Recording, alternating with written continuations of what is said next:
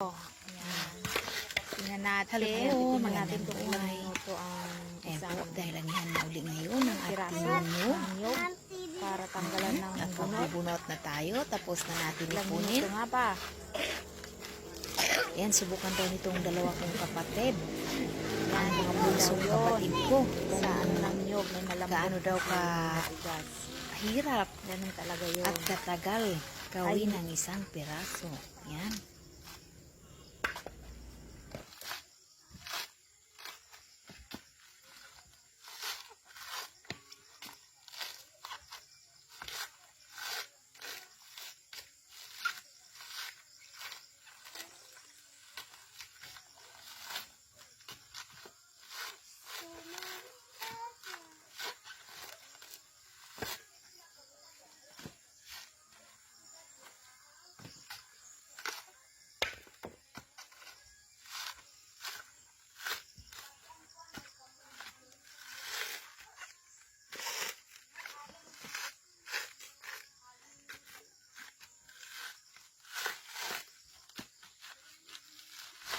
Yun, hindi daw ganun kadali gawin yan.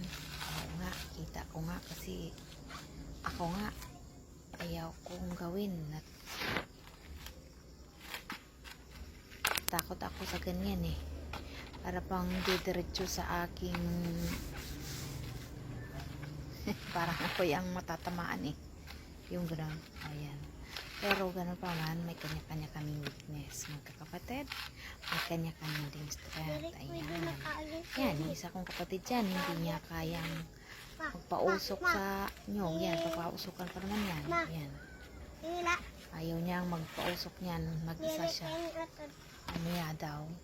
Masayang lang ang pinaghirapan, pinagpaguran. Matupok lang. Yun, kaya ganun. Ako naman, kayang-kaya ko yun. Kaya kaya ko bantayan.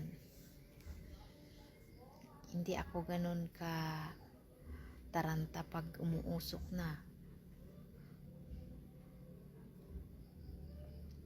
O, diba? Ayan. Ini-enjoy naman nila. Ayan. Thank you so much for watching. Don't forget to follow, shares, and comments. Thank you so much. Bye-bye.